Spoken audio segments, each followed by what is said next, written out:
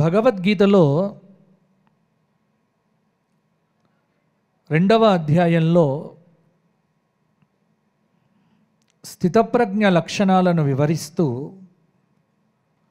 ఒక అద్భుతమైనటువంటి మాటను భగవానుడు చెప్తాడు. ధ్యాయతో విషయాన్ పుంసః సంగస్తేషూపజాయతే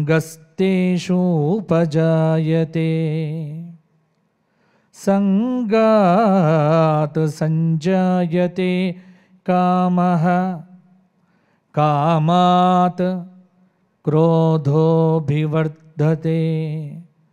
క్రోధాత్ భవతి సమ్మోహః సమ్మోహాత్ స్మృతివిభ్రమః స్మృతిభ్రంశాత్ బుద్ధినాశః బుద్ధినాశాత్ ప్రణశ్యతి. ఇది సిద్ధాంతం. ఒక మనిషి ఎలా పతనమవుతాడు అన్న దానికి కర్తవ్య విముఖుడైనటువంటి అర్జునుడికి కర్తవ్య ఉపదేశాన్ని భగవానుడు చేస్తూ ఒక వ్యక్తి ఎలా పతనం చెందుతాడు అంటే దీనిలో చూపించాడు. మీరంతా ఇప్పుడు శ్వాస మీద ధ్యాస పెడితే యోగిగా మారవచ్చు, కానీ మన ధ్యాస చాలా వరకు విషయాల మీద ఆసక్తమై ఉంటుంది. దానివల్ల ఏమవుతుంది? కోరిక పుడుతుంది, డిజైర్.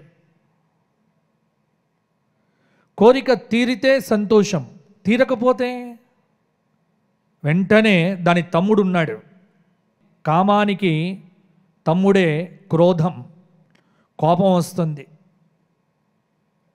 ఒక మనిషిని పాడు చెయ్యటానికి కోపం చాలు.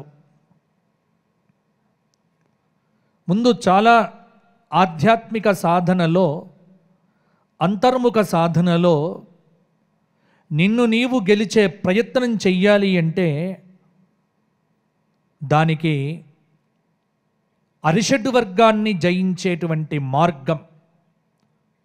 అరిషడ్ వర్గం అంటే వేదాంత శాస్త్రంలో కామ, క్రోధ, లోభ, మోహ, మద, మాత్సర్య 6 ఉన్నాయి. ఈ 6ంటిని జయిస్తే యోగి, 6ంటితో ఆగిపోతే భోగి, 6ంటిలో పతనమైతే రోగి, ఇంకా కిందికి వెళ్తే సమూలం వినశ్యతి. ఈ రోజున మానవుడి ప్రవర్తన అగమ్య గోచరం. చాలా పతనం చెందాడు మానవుడు.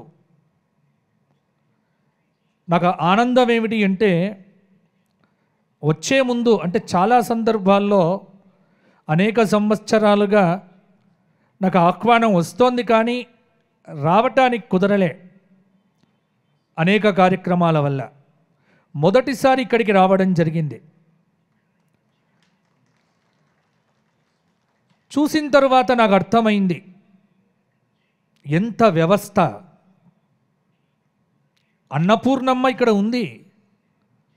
కారణం ఏమిటి అంటే అంతమంది భోజనం చేస్తూ ఉంటే అన్నపూర్ణమ్మ ఎక్కడుంటుంది? ఇంకా సాక్షాత్తు ఇక్కడే అన్నపూర్ణాదేవి ప్రతి ఒక్క మనిషి లోపల సర్వ చైతన్య రూపాం తాం ఆద్యాం విద్యాంచ ధీమహి బుద్ధిం యా నఫ్ ప్రచోదయాత్ అని దేవి భాగవతంలో చెప్పినట్టుగా ఇంతమంది అంటే దాదాపుగా